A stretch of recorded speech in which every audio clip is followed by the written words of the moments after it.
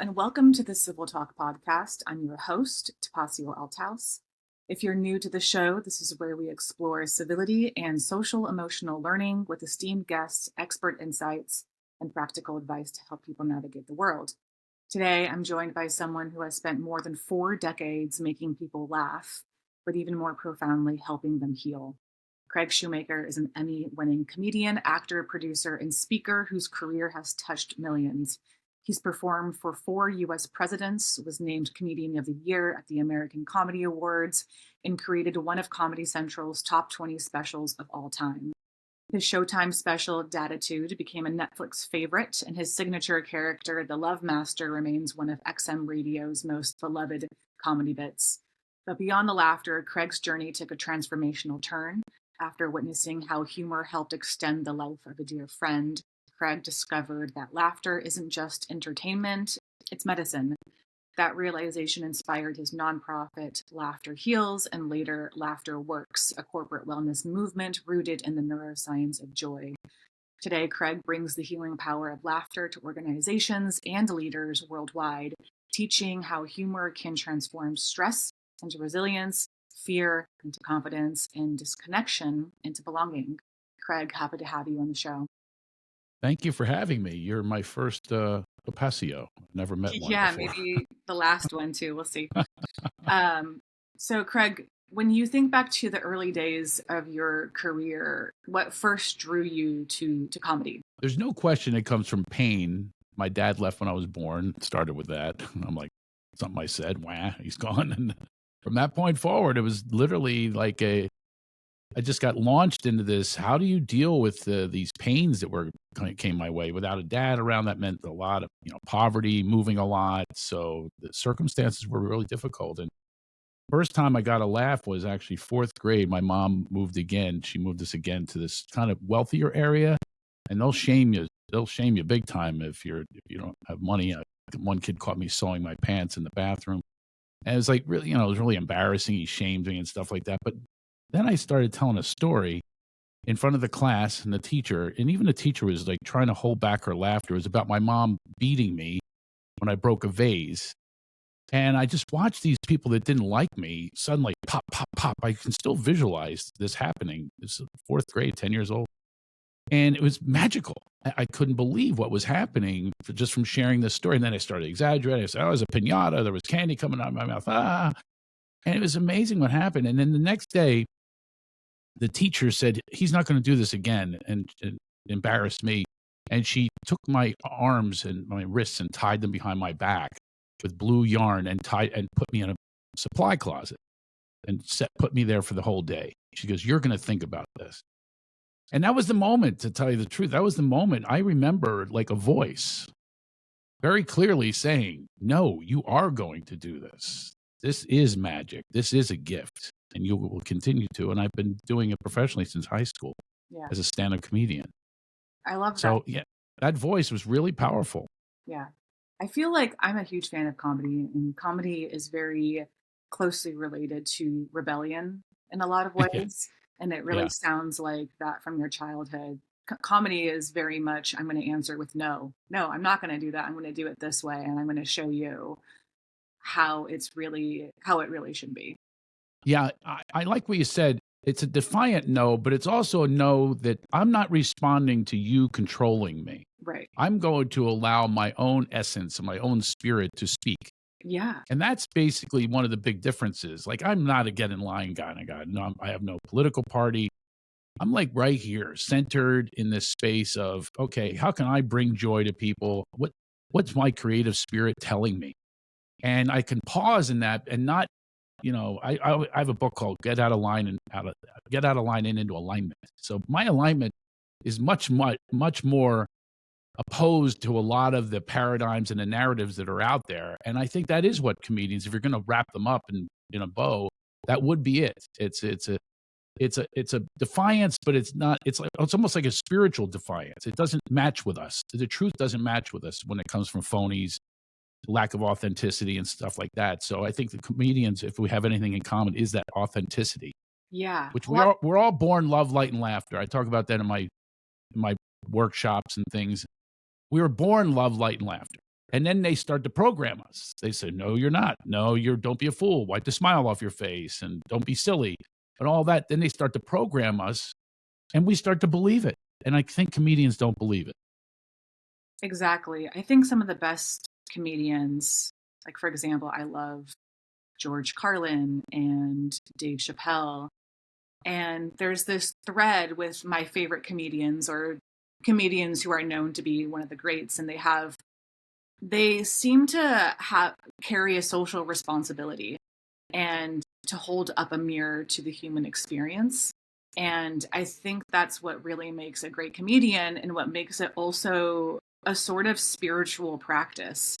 And with laughter thrown in there and this air of levity. Can you speak to the importance of levity when we are talking about something complex in society? Well, it is spiritual. I mean, if you want to call it God, it is God that's speaking through somebody who's being funny. You literally can't be depressed while you're laughing, angry, can't be filled with rage while you're laughing. By the way, Dave Chappelle, his first job ever was opening for me at 15 years old. He got No $150. way. Yeah. I That is always really cool. his pictures back here on my wall in his backyard, Stop. jamming together in his backyard. He has these jam sessions, which are awesome. And Yeah. it's where comedians get together and we all gather as one. And we know that we sort of we have a mission. We're ordained with a mission. He really feels ordained. I know. I feel it as well. It just manifests itself in different ways. And by the way, George Carlin, his daughter officiated my wedding in Hawaii. And she calls him up from Hawaii on a Thursday. And she says, Daddy, she had a big cleansing because it was a really bad time for her when she was 10 years old. And she talks about this in her one-person show. And then we got married. She officiated wed, and he passed away. And I had to go find her. She was getting a massage, and I had to inform her that her dad died. Oh, wow. And it was a really profound moment in my life where I drove her to the airport, and she's at all these stages of grief that she was going through. And to think that it was George Carlin, who was one of the greats of all time, I was involved in this, in his life and his death in a very unusual way. But she was such a great person for me. She was my therapist for a while. George Carlin's daughter? Yeah. That's why I asked her to officiate the wedding. The marriage didn't last. It's 16 years we made it. We made it 16 years. And it's a long time. And that's not bad. Yeah, she joined the cult. Nothing much I can do about that except make jokes about it. Yeah, it's really laughter and comedy. They're two different things, by the way, but they really do have a power and a presence that is transformational. But I think most people don't understand that. They hear laughter is the best medicine, but they don't really deploy it. They don't really believe it. Otherwise, we'd be finding more comedy instead of people arguing on Facebook, right and left. It's just amazing to me. But I said, what's your purpose in posting this? Something you were handed. And that's the thing is comedians, we're not handed anything. You'll very rarely see a meme from a comedian that was handed to the comedian. We'll make our own, or we'll comment, or we have whatever it is. Very rarely will you see something passed on. And that's what people are doing, mindlessly passing these things on as if they've been vetted or processed or researched. Just, hey, here you go. And then arguing and everything that takes place. It's divide and conquer. And I think the comedians are in this centered spot where we're bringing people together. That's our wish. Yeah. Yeah, there's a certain commonality. And that's one of the things that I love about going to the Comedy Store or to a comedy show is you can all love on something together or hate on something together. Comedians are really good about getting up on the stage and being like, don't we all hate this? And there's a certain sort of levity, humor, laughter, and connection to all sort of hating on something together, which is kind of contradictory, but it's healing in an interesting way. Yeah. With that said, you created the Laughter Heals Foundation. Can you talk to us a little about that? How did that begin and your vision for that? It really began with I started to get these indications that this is more than stand-up. It's more than getting attention that I didn't get in high school. I asked 13 girls at the prom. I was a big geek growing up. I was 5'1", 92 pounds. I'm a 6'2" now, but that's who I still am, by the way. Still a geek. Still that guy. Still that guy. geek, got rejected. I hate the F word that girls would use on me, friend. I was always the friend. I didn't like it, but I went with it. Females back in the day, they would go to the bathroom together. Yeah, we still do. Right? Yes, okay. I was not aware of that. Still do. I call it we will continue to. the posse pee lives forever, I guess. Posse But pee.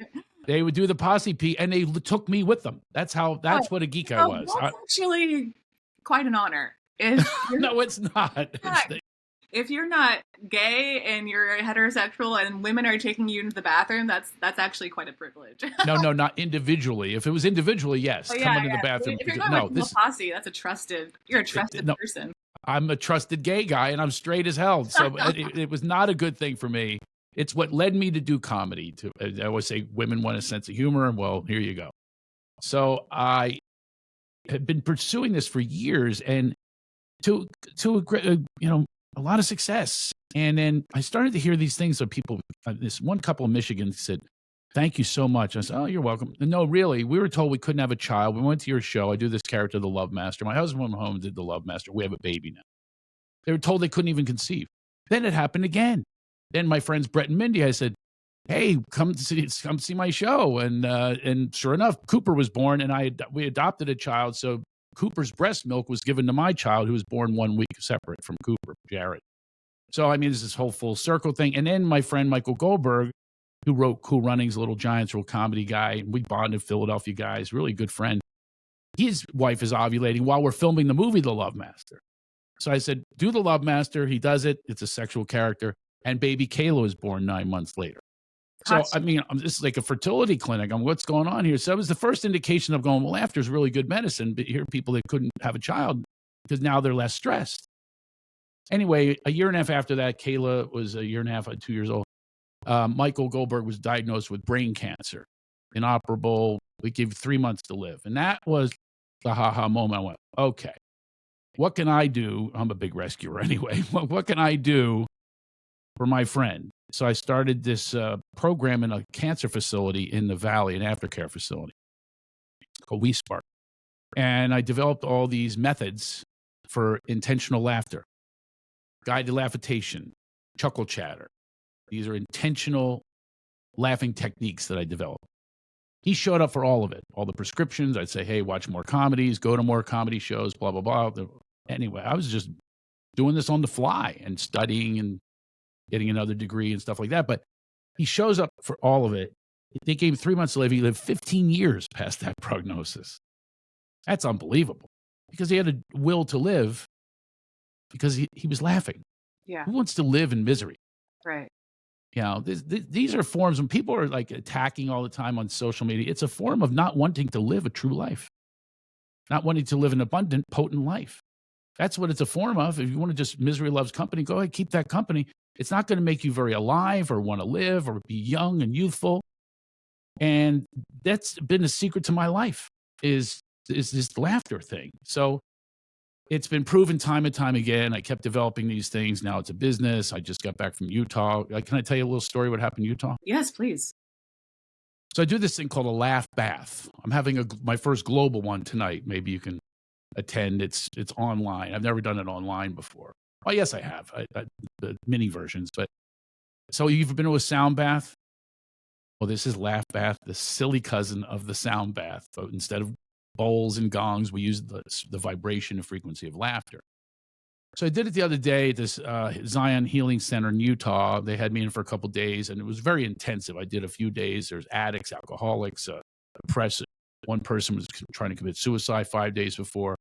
But this other one I worked with as the group, and I said, say out loud what your big difficulty is. Hers is her daughter doesn't speak to her, I think for like 10 years.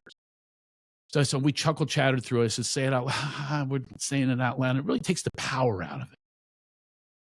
And it puts you into a beautiful vibration that you're putting out to the universe instead of stress and fear and all that.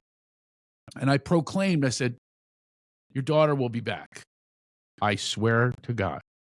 I'll show you the text message. The next day, her daughter called her out of the blue after all those years not speaking.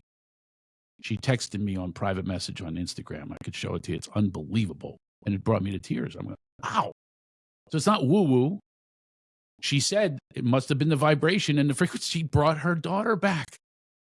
And other things happened too. The one who was committing suicide walked out a big light. I mean, she's filled with light. The husband calls in tears. I haven't seen my wife laugh like that in 15 years.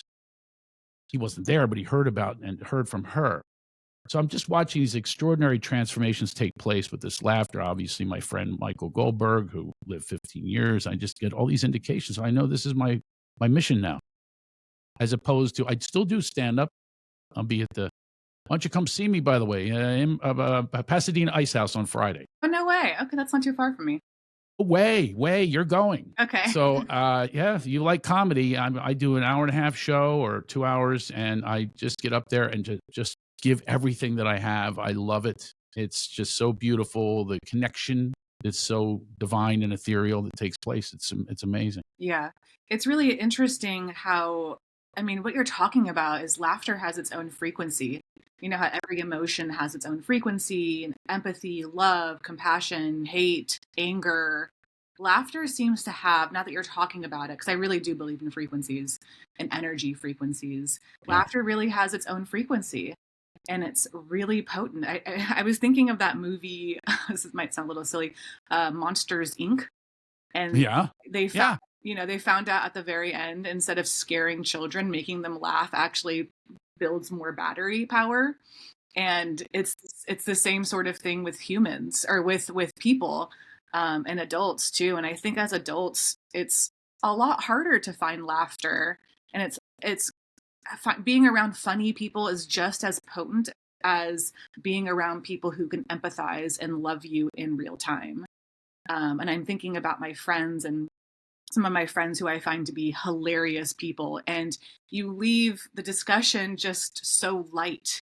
And those people, being around those sorts of people, I think is really important. And they're a lot harder to find as you get older. So I think having foundations and having centers where you can have spaces for intentional laughter is important. And sometimes it gets overlooked. So I'm happy that you are sort of trailblazing a space where it's not just about love and light, because sometimes those things can get a little hokey. They do, and quite frankly, I might have mentioned this earlier, but my wife is now my ex-wife. She joined a cult of that. Yeah. That I call them wellness grifters. Mm-hmm. And they're out there grifting. They think that they are God, and they say love and all this kind of stuff and tolerance, and it's not true. It's not true. They don't really have, and they don't have a sense of humor. It's all about getting in front of the vanity light and these theories. I keep thinking theories, and it's about this, it's about that. Well, if it's about that for you, then let's hear how it manifested for you. Yeah. But what I've seen with laughter is actual manifestation of the medicine at work. Yeah. I've seen it time and time again. But they do not have any sort of data to support all these. Oh, it's this kind of water. It's this kind of spreading love, and I hold space for you, and all of those things. They sound really beautiful. Mm-hmm. But I watched a person, my wife, who I was madly in love with. I mean, we had a beautiful relationship for years, but she got conned into that energy. Yeah. And it's a false energy, and she got lured in at a vulnerable point in her life, just giving birth to two children and midlife and all that. And it's horrible what took place with her. I just watched somebody descend into darkness and become this person she's not. And by the way, it was the day the laughter stopped. She stopped coming to my comedy shows. We stopped laughing together. She did her own thing. She started her own businesses, entrepreneurial, all that multi-level marketing with her guru. And the guru got all the power, and not the power that we possess within ourselves. And that is beautiful love, light, and laughter. That's God, or whatever you want to call it. I find with a lot of those communities, which, by the way, it's not like every community is like that. There are some people who really do a good job in those communities. But sometimes I find it's called emotional bypassing, where they take certain emotions and they try and flip it and not look at it, all these negative emotions. And the one thing I like about humor and comedy is you take negative emotions and you put a magnifying glass on it and you say, hey, look, it's right here. Laugh about it. It is a part of your life. It's a part of who you are. Don't try and sweep it under the rug. And a lot of those Exactly. communities sort of like sweep these negative emotions under the rug when there's really no negative emotions. It's just sort of how you intake it and how you process it and how you distribute it into the world.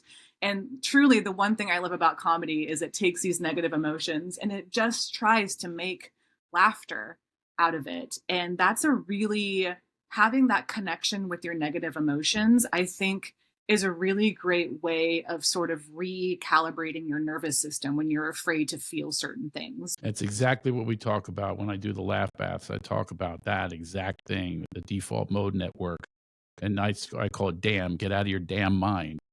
And I think you were already alluding to it. It's after you're finished laughing, you get to the meaninglessness of things. Put so much heavy meaning to things because we're programmed. So this is a reconditioning, reprogramming. We're all born loving light and laughter until the peers, the parents, the teachers, the government, whatever, the media, they all get in there and they reprogram us to not be who we are. People talk, as a matter of fact, a lot of the airy fairies talk about authenticity. This really is back to your authentic self when you can laugh your way through it. Now, there's a couple people. The other day, I had my first difficult one that had resistance. She said, "This is fake laughter." I said, "Yeah, fake laughter is the same as real laughter. Your body doesn't know the difference between a stairmaster or climbing on a hill. Your body doesn't know the difference. It just knows it's being stimulated by this laughter." She had a really tough time about it, and I was a little concerned with her. It was very anyway. The next day, though, she wrote on Facebook, "Uh-oh, here's a bad review." That it kicked in the next day. And yeah, it was latent or something, whatever it was, it kicked in the next day, what was being taught. But I guess it takes some people a little longer than others. But really, you're shifting your consciousness into unconsciousness, into being present and aware and in bliss, which is our natural state. When you're in the womb, it's bliss. So this is like people talk about return of the womb and all that kind of stuff. This truly is. You're returning to yourself. And I've watched it happen. By the way, laughter is different than, it's the alchemy of laughter, not the alchemy of comedy. Now, comedy is different than laughter. Comedy is subjective. Laughter is not. Laughter, I told the woman who she was having a hard time, I said, "Do you have a hard time breathing?" Because it's breathing. Do you have a hard time yoga class? Do you have a hard time on a Stairmaster? No, it's natural. So is laughter. And then as soon as you start doing it, get rid of this is silly and all those messages that we've all had, then you just get into that vibration. And it is amazing. It just picks your whole, it's literally enlightening you, filling you with light and your potency that you truly are. So I just seen it over and over again. Utah was really another one where the guy in the back, he's watching, the guy who owns these Zion healing centers, he's now opening with me laughter centers, which will take insurance and things like for your therapy, go to laughter therapy. That's awesome. Yeah, I know. I'm so pleased about it. Everything's just going to a different level. All from my friend. It was all sparked from my friend Michael Golds, who did pass away. I made him laugh on his deathbed, by the way. I was very happy I made him laugh on his deathbed. We recorded it for a documentary. But I mean, it's just why not? Why not? You know, he died. And by the way, we didn't have a funeral. We had a funeral. We had a funeral, and we made fun of him.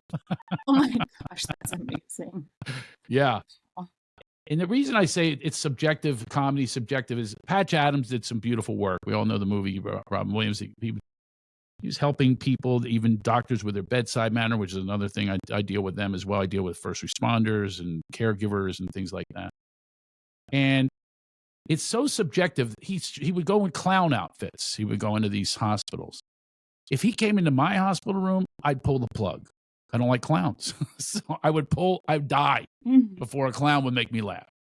And nothing against him, that's beautiful work. But that's the day that I was inspired to go, okay, how about intentional laughing through guided laughitation? I said to this woman, she goes, "I meditate." I said, "Well, then why can't you laughitate?" It's the same thing. It's the same exact thing. You're clearing your system, you're cleansing, and you're getting into that default mode network. You're letting go. It's a neuroscience, literally. Oxygenating your body, healing endorphins being released, dopamine, serotonin, all of that happens when you laugh. But she was so stuck in this is wrong, this isn't right, I'm not getting it. So stuck in that, but it took her till the next day, which was nice that it did happen, though. Yeah, definitely. I'm gonna take you through a little laughitation. you want. Love that, actually.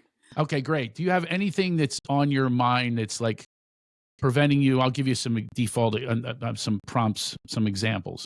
Something that's getting in the way of your true bliss. Like it could be finances, it could be love life, it could be a relationship with a sibling or a family member. It could be finances. It could be any of the above. What's the first thing that comes up to you as far as what's kind of getting in your way of your bliss? Do you want me to state it? Yes, I do. Okay, a relationship. So you're in a relationship that's bothering you, or you don't have a relationship and that bothers you? I'm recently out of a relationship. Okay, great. All right. So now you would like to.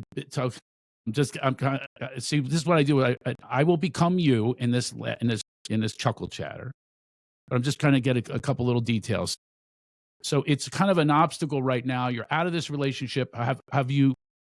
Do you want to work on healing that, or do you want to work on healing yourself to the point where you'd like to bring someone in who you truly is your love partner? I want to work on not being with anyone right now. So like just sort of like healing the nervous system after a bad breakup. Okay, so that is it then. It's more about the grief of the last one and so forth. Okay, ready? So we're going to start with what's your stress level 1 to 10 right now? 10 is like you're ready to run, and 1 is you're a monk. Stress level with this incident or just in general? Yeah, no, it's this incident. Let's go with that. Maybe like a 6 or a 7. 7. Let's go with 7. Okay, we're going to take that down. Ready? The word ha, tapasio, is a beautiful word. The word ha, right? Aloha. Church has hallelujah. Haagen-Dazs is a wonderful ice cream. It's a cleansing word, ha. If you go, aha, it's cleansing. It's letting go of those stressors. And that's what we're going to do today. We're going to go do the ha exercises. You ready? Here we go. Breathe through your nose and let out a ha. And allow yourself to be cleansed. Ready? Ah, good. Nice smile. Smile releases healing enzymes. It's happening already. Took you down to a 6 already. There you go. You're already giggling. You got it. Here we go. Remember, this word ha is mahalo. All those beautiful ha words are being expressed. You're cleansing yourself of any of that those stressors and that angst and fears and anxieties. We're going to put them all out with a ha. Ready? Ah, great.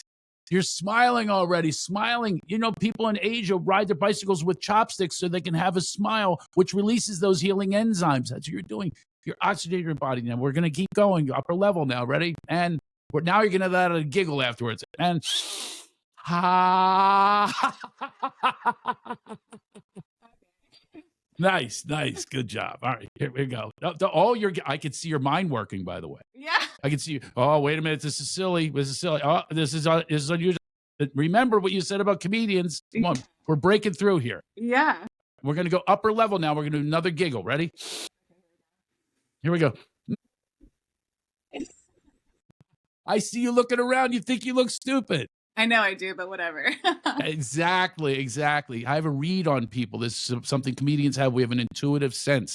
I can watch it inside of you just in those brief little moments. You're letting this beautiful, blissful smile and laugh out naturally, and then something comes into the head and goes, oh boy, this is what does this look like? That's what happens. I mean, that's absolutely ridiculous, but when you're in these moments, well, first of all, it helps that you're a trained and professional comedian. If my mother was doing this with me, I'd be like, just stop. So like, you need a professional for this, like you can't. No, that's your mind. I train other fun facilitators. You're going to end up being one of my fun facilitators. I send them around the world. Yeah, you need a facilitator, someone who knows what they're doing to actually facilitate that. But yeah, you feel so silly. But then you think about, if this is like everything is silly, it's silly that I'm having stress levels with a relationship that is silly and not going to happen anymore, and think about the future, or like maybe even a job or a roommate or a friend or a loved one or whatever, and you can think about the futility of it, and yeah, you realize that the meaning we put on it, it's meaningless, right?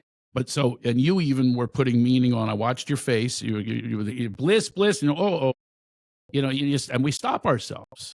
And that, I mean, by the way, I just did a very light version. It's a very heavy version we could go to. And what I would say out loud is I say these difficulties. And at the end of it, you go, wow, I'm okay. Right. And this is who I am naturally. Right. I am this pumping heart and these lungs that are expanded and my skin feels tingly and all of that. That's what happens during these laughations. They're an hour long, doing one, like I said, tonight, a virtual one, or where globally people laugh as one. We're shifting the energy. We're bringing out joy and bliss and happiness. We're supposed to pursue happiness in this country, and we're pursuing misery. That's all we're pursuing in this case. When people are arguing over politics of which you're powerless, the politicians and the leaders and the corporations, they're laughing at people. They're laughing. they're go ahead. You guys fight over these crumbs. We'll keep the cake. Yeah. How do you, with people like me who are more open, I feel like these laughter groups might be more enjoyable and quote unquote easier. What about with people like CEOs or leaders who are in businesses who have a bit of a tighter grip on their seriousness? How do you work with those people? Most people are difficult because nobody's doing this work. I literally am the only one on the planet that's doing this particular work, right? So it's brand new, but the results have been amazing. Like I said, the woman tried to commit suicide. You talk about pressure. Only days before we met, and as she walked out, I had to stop and go, whew, I have to acknowledge her energy completely shifted to this light, smiling, laughing. I should show you pictures. It's amazing the person she was and afterwards. So the CEOs, look, they need to laugh as well. As a matter of fact, I always say, what good is how much money you have or your work if you're not having fun? If you're not having fun, what good is it? And if you're just using it to, buy a toy, and the toys, we all know what toys do. Good. Now you're on to the next toy. And you realize at some point, wow, this is not fulfilling me. This is not making me happy. So I'm happy on a much more regular basis because of this, because of the continuation. And I say repetition causes intuition. Intuitively, right now, we're cut off. We're cut off. We learn how to repost a meme. And so on. And here's why I'm angry, and you should be angry too. That's how people are living. It's not really truly living. But once you get past that, you realize, here, do the laugh along with me. But give me an emotion that you get stuck with sometimes: anger, depression, Frustration. upset, frustration. All right, ready? Watch this. Do it with me. Ready? I'm frustrated. I'm frustrated. At that moment, you are not frustrated. They can't exist in the same space. Either can depression, anger, rage. It can't exist in the same space while you're laughing. You're taking listen, energy follows thought. And if our thoughts are fear, if our thoughts are worry, doubt, that's what you're going to manifest. But if you shift into thoughtlessness and mindfulness, which is what this is a mindful practice, then you realize, wow, look at that. And you kind of check in. I have another thing called FA. It's Ha and Fa, focused awareness. Wow, the pressure went off of my shoulders. And I also have people do that. I say, where are you holding it? Everybody holds it somewhere. Could be even your mind. But This is about a release and a cleanse. You know what's interesting about what we just did, the frustrated thing? I was thinking about that. And first of all, you reminded me of Chevy Chase for some reason, because I think in his movies, he would just do the arm thing and he would say, I'm feeling this way. He was amazing. And I love Chevy Chase. But what that does, I was thinking about my brain in that moment, is it also allows you to approach the answer from a place of levity and not frustration. Mm-hmm. And that's when I think about, because comedy actually is a really big thing in my life. I approach it a lot to feel a certain way. Even in relationships, I try to approach it not in the best way, but I try to approach it with a little bit of laughter as well when you're sort of talking about a complex subject. And when you have laughter and humor in it, I think it allows you to approach an answer or a solution better. And it's a gateway to that solution instead of having the sadness or the pain, which is valid, but approaching it with laughter. I don't know. It seems to just be a better tool to use for that solution. Well, I like that you said the word gateway, because there's a gate, Right. right? And to make a gateway, this busts through the gate. Walls are broken down if you're self-deprecating and having fun about yourself. That's a big thing for me. I dated someone not that long ago. It didn't last, but for other reasons. But I remember in the beginning, all we did was laugh. I know she would make me laugh, and we'd laugh together. It was an aphrodisiac. I was like, really, like, literally, like, I felt my entire body alive. She would laugh with me. I laughed with her on the phone, even before I met her. And I would go, this is what I want. Now, it didn't last for other reasons, but that is what I really affirmed, that's what will keep a relationship going forever, because the looks all go away, eventually. I hate to tell you. Oh, my looks are gone. Ha, ha, ha. Not yet for you. But it goes with everybody. Starts sagging, gravity takes over, whatever it is. But now you can laugh about that, and then that's the bonding till the day you die. Till the day you die, you have that. You don't have all of the other stuff. Money could go away. Whatever you have could go away. Laughter doesn't. The sense of humor doesn't. I call it the seventh sense. The sense of humor. You got the sixth sense, you got the five senses, the sense of humor. Develop it, and then have a bonding with someone. The reason this person's daughter called her, she set a new vibration. So if that's the vibration of a relationship, so my recommendation is, when you're being alone, do your work on your laughter and then watch what happens, what manifests itself. You will have exactly that person who is in resonance with your energy and your vibration, because that's shifted. So you get away from the negative vibration from the past, which we were about to do that when we were doing this laughitation and the chuckle chatter. We were getting away from that and into this new space. And then it happened for her in 1 minute. Like, the daughter called her. I mean, how does that happen? It only happens because we can only shift ourselves. We can't shift anyone else. But it's an inviting space. So if you are a CEO, as you were saying, a CEO, you're now inviting people that want to show up for work. They're less sick, because, listen, misery can make you sick. Fear makes you sick, and so on. It makes you healthier to laugh. So more people will be at work. There's more output, more money. That's what it leads to. So I've started a movement. There's a laughter movement that, if we're going to shift this world, we have to do one at a time.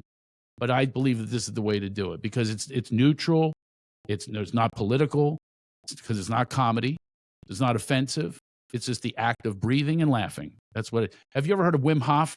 Yeah, Wim Hof meditation or breathing. Yeah. So the Wim Hof has this Wim Hof breath. I call this is the Wim Hof. And you've heard of Namaste. This is Hamaste. Hamaste. You've heard of chakras. These are chakras, releasing our heart chakra, our head. All of those chakras are being released through the word ha, which is a beautiful cleansing word. What advice would you give to someone who hasn't done these sort of exercises with you, and they're sort of on their own? And is there a sort of individual exercise people can do on their own when they're alone in their room to sort of bring levity to a serious situation? Yeah. Well, I teach a class, and I can give you some of the brief footnotes or cliff notes on the class. Journaling is important. Journaling gets to know you. There's nobody reading your journal. Hopefully had that happen, but you're writing it for you. You're exploring. I think the creator who makes us, the creator, is creativity. It's tapping into the creator, which is so abundant and filled with potency. But we tamp it down with the fears and doubts and worries and conditioning that we've had. So the recondition is going to take a program of recovery from that. So it's the writing, and I have easy ways to break through in the writing. One is, it's an acronym for laugh. Love. Write what you love. Like, what's the first thing that comes to your mind about love? Something you love, someone or something that you love. Like, I love cashews. I love cashews. Since I was a little boy, I love cashews. Like, it's a love affair. What do you love? A thing, a person, a place, a pet? What do you, just tell me, just breathe in, tell me what you love. A cat. There you go. Yeah. Now, when you said cat, you smiled. I want you to look back on the video. You did it again. You just, my cat did it again. My child. See how natural that is? Yeah. My cat. And you had a beautiful smile. There's a light that shines inside of you that is released. No thought, right? So you write those things down that you love and it shifts your energy. The second thing is to make you laugh. What do I not accept? I have a hard time accepting people that talk loud in movie theaters. Loud people, period. I have a hard time with loud people. So that's something other people, pet peeves, whatever. So what would be your pet peeve? What just bothers you about somebody or something, or just an annoyance, something that's hard for you to accept? Go ahead. I see you smiling. So many. Just so many. Where do I begin? No, I'll say maybe inauthenticity. Fake. Now, be more specific than that. Give me somebody, how are they being inauthentic? Just give me an example of something you're just, oh God, does that bother me? I have a hard time. Just think of a person or a situation that you're in. It just bothers you. Like if I'm in a movie theater, someone's talking, I go out of my mind. It's so hard for me to accept them talking. I have to move, hairy eyeball them, whatever it is. So what's a pet peeve for you? I don't know. I think maybe performativism. Got it. Or let me get something specific. Good. Okay, good. How about when people slam doors? I really hate when people slam doors. That's my. Okay. I will say, shh, quiet. Don't slam that door. I love that. You know what I love about that? That's actually, I teach also in comedy. That's a disruptor. Because literally a door slam, that's a disruptor, just like a punchline. Totally. So yeah. So that's I haven't heard that one before. So that's an interesting. Yeah, and it's performative. They're going, I'm going to show you. I'm going to slam this door. Or even when they just don't think that they're slamming it, and they just do it naturally, and it's like, do you realize the decibels that come from that slam? I know you're not angry. I'm not angry, but let's. Or maybe they are. So that's a great one, though. But you have a hard time accepting that. So you think it's stupid. What's wrong with you? Hey, can you be conscious next time? And all that. So you got love is at the base. It's the base of all great art, by the way, is love. You got to love something. Then the lack of acceptance, that's the conflict. That's where the comedy and laughter comes in. Then you is unique. What makes you unique? You write those things. These are things that get rid of your writer's block. It really gets to know you. So you start to list the things that make you, like one of my unique things is my mom belly danced my high school graduation party. That is very unique. It's unique. And you might never forget that now when you see me, your mom, and her name was Scheherazade. She had finger symbols, veils, a navel jewel. I have a treat for you and your friends. She brought us a keg, finger symbols. Yeah, go mom. I was not happy. But anyway, so do you have something that makes you unique? I've had the other day, the one who was tried to commit suicide. She has a twin. She told a funny twin story. It blows up a creative story in her that she's been tamping down. So she's a twin. That was her story. Someone else had a story, whatever it is, there's a uniqueness. You're left-handed. You're a certain order of child. You were brought up in a small town that nobody heard of. Whatever it is, can you think of one thing that makes you unique? Oh, I got one already. Your freaking name. There you go, my name. It's actually, that's the most obvious one, and the one I just was not thinking of. So that's a good one. My name. That's a really Tapasio. That's a really. I was just helping you out there because I'm staring at your name. I would have been like, oh God. Your name is on here. There you go. So, and there's a story behind the name that makes you unique, and you'll write about that. This is how the writer's block gets ripped because that's your story. There's a story behind that name. How many other ones have you met? All that goes with that name is very, very unique. Bam. So now when people are at parties, I say, do these things, what you love, what you don't accept, what makes you unique. And then the third one is G for giggle. What makes you giggle? What are the things that make you giggle? And think about those things. For me, it's like people falling. I giggle people's failure. Yeah. And that, by the way, speaking of the H is for humility, those rumbles, stumbles, crumbles, fumbles, and tumbles that we take in life, just admit them because we all take them. And that makes you more human. That makes you more attractive to people. I don't want to hear about the bragging. I want to hear about how you failed. Failure's funny, and I relate to it. Yeah. Yeah, having a humble nature to it, too. What's that? Having a humble sort of nature to that failure, owning up to it is the best. Exactly. Owning up to it. It makes you real and authentic. You're talking about authentic. That's authentic. Yeah. My ex in front of a vanity light every day doing these speeches. Here's what it's about. Breath alchemy and all this kind of stuff. No, it's not real. Not real. She's not telling people I'm physically abusive. I have a horrible temper. She's not saying any of that. It's all about what it looks like. And we're in a world of vanity lights. Mm-hmm. We're in a world of narcissism. Like people use that word a lot, but it's true. It exists. It's because of what we're being fed. This dopamine hit that we're getting from look at me how good I look today. How many likes am I getting? How many you go girls and how many, hey buddy, you're handsome, whatever it is. What are we going to get from that? We get a temporary dopamine hit. What I'm talking about is shifting yourself into this true self that's humble and fun and makes fun of what self-deprecating. In Philadelphia, you call it self-defecating. You shit on yourself. But so I'm from Philly. We have a whole other thing. It's funny. I live in California. I'm from Philadelphia. I'm like, I'm stuck between namaste and kiss my ass. I like live in that zone right there. Good place to be. A lot of places, a lot of people do relate to that. But where were you brought up? LA, Los Angeles. What part? Mainly Culver City. Okay. But I moved around a lot as a kid, but mainly Culver City. So California's a whole other world. it is. And there's, it's rugged, but also very gentle at the same time because it's coastal. But it's city life. I think a lot of people I know, Los Angeles is a city of transplants. And most of my friends who are from here have left. And so now a lot of my friends are transplants. And it's a struggle sometimes because growing up in a city is very different from growing up in a small little town. And you don't really realize that until you have a contrast.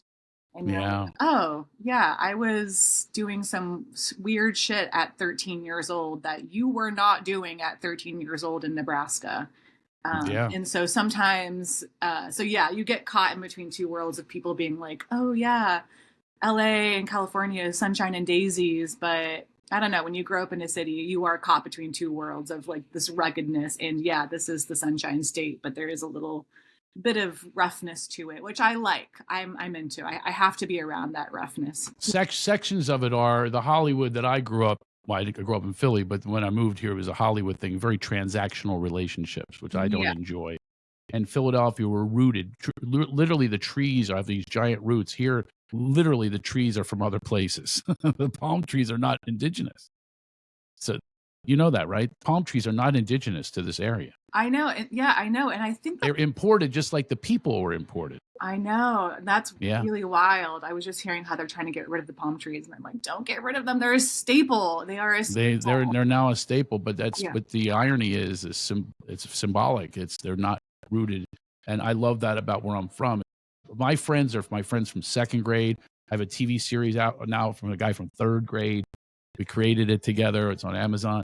I mean, this is like, I just love to have that that commitment to friendships. And here in California, it's my one disappointment is you're there if they need you.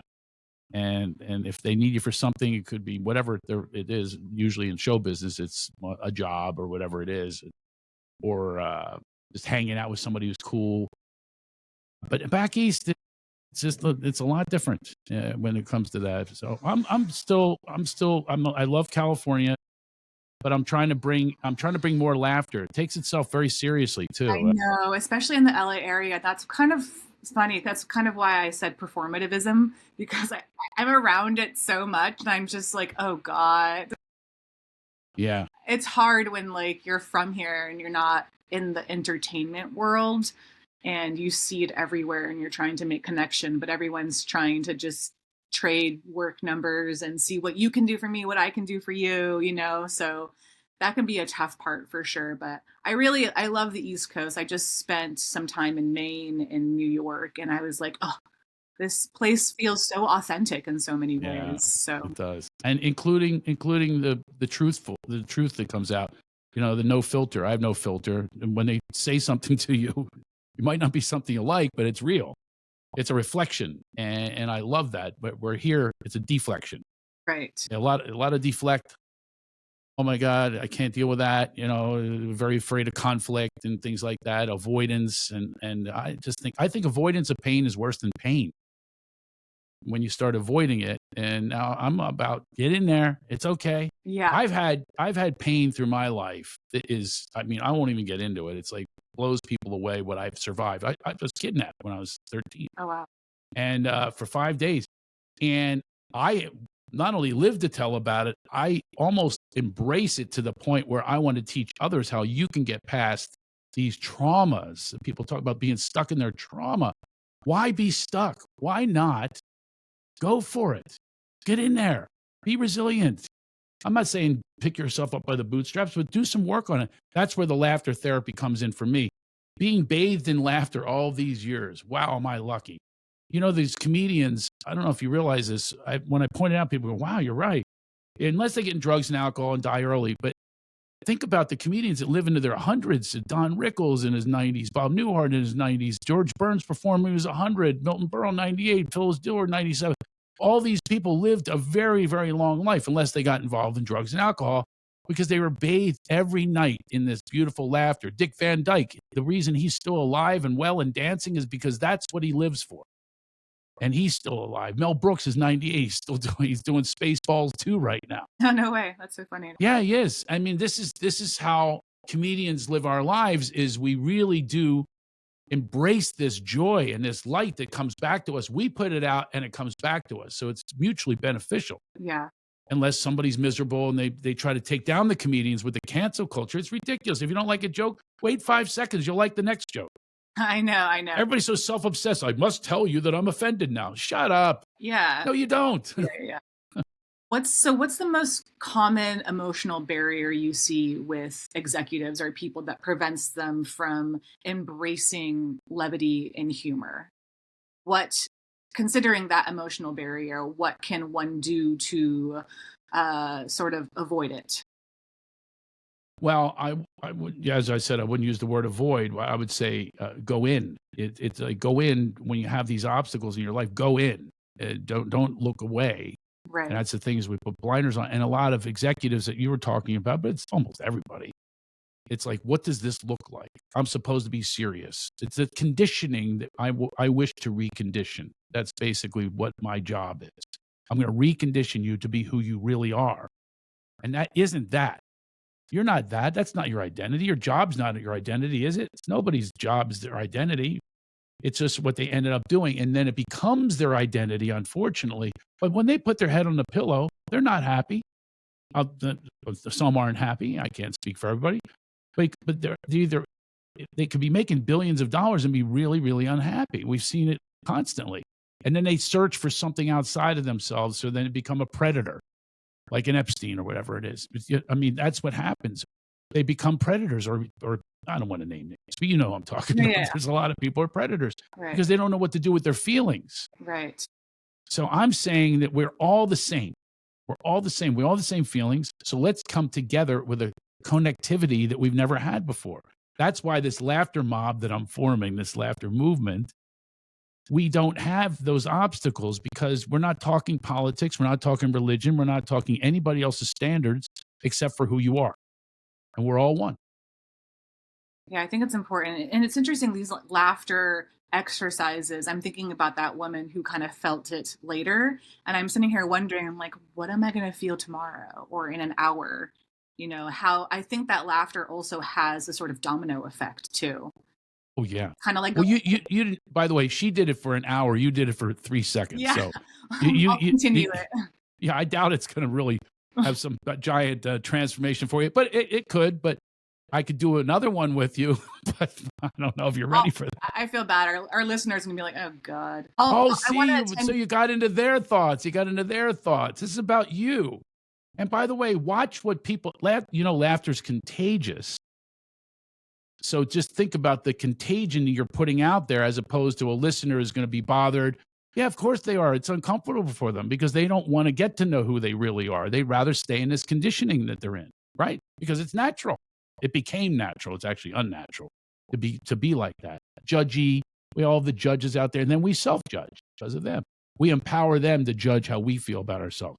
Once you get into these programs that I'm talking about, once you start to really just be willing to let go and surrender the ego is a big one. I talk about that in my classes as well.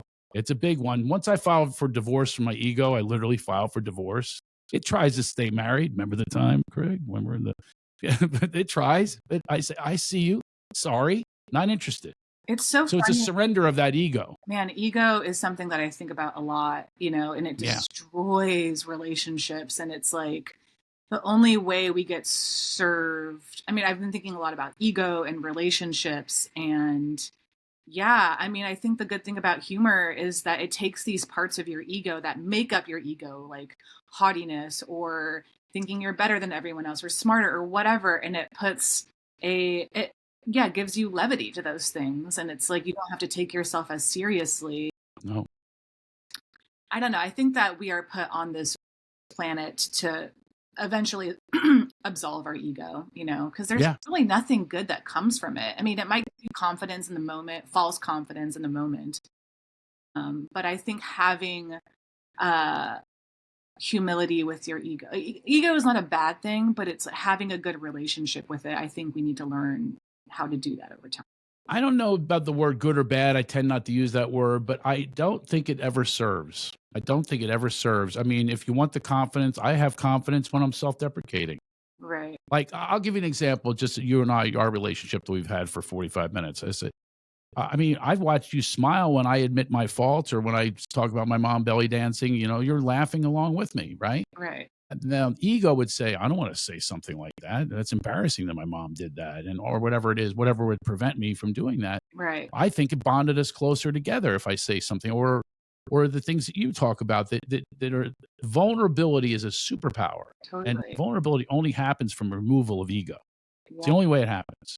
I don't know why people are so afraid of vulnerability. It's interesting. It's like, if you express your vulnerability to someone and they meet you with disgust, I think it says more about that person than you. And I think people need to understand that. It's like, be vulnerable, put yourself in that space, and how that person intakes it says way more about them than it does about you. Yes, and if they're angry with you, it's just their fear, because they're afraid, oh my God, they're pointing out something that I don't want to see in myself, so they're angry about it. They don't know the solution.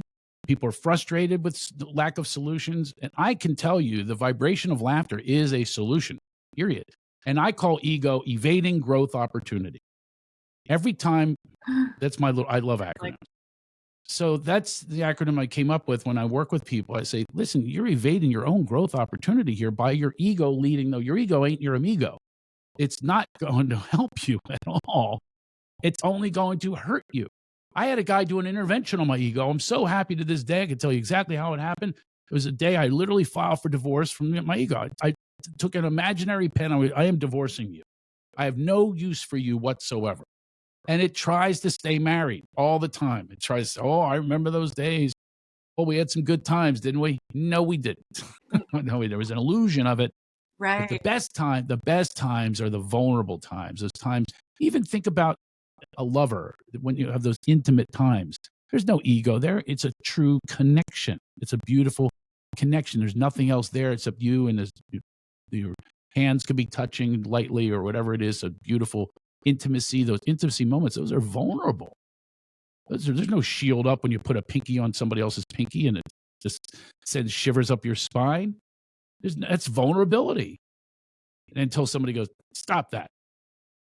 Whoa, wait a minute. So vulnerability, surrender of ego, for me, my experience it's been magnificent. I live a magnificent life, and it's not the life that, I'm divorced, I'm a single dad. It's not an easy life, but I teach my kids.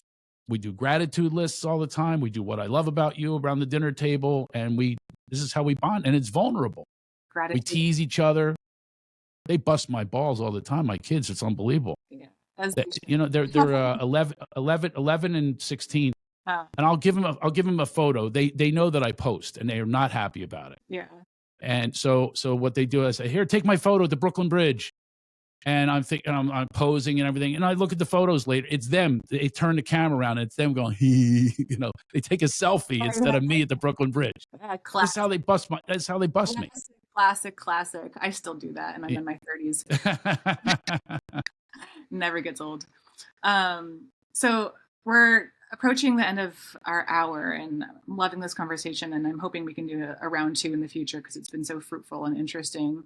But after years of helping other people laugh, what rituals or practices do you personally do to stay grounded and centered in the hard work that you do? Well, I really do. When I'm not in a good way, it's always that I'm not working my spiritual conditioning. This is spiritual conditioning. People think you need to meditate. I meditate, but I also laughitate. And it's easier, by the way. It's easier to laughitate to meditate. I'm distracted all the time. I'm not the best quiet guy in the world, if you haven't noticed. So I do these practices.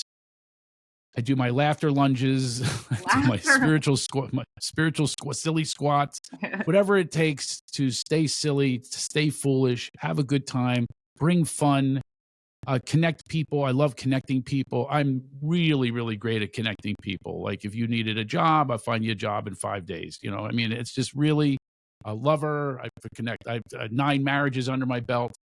Not mine, not including mine. Wow. But I fixed up 9 marriages. There you go.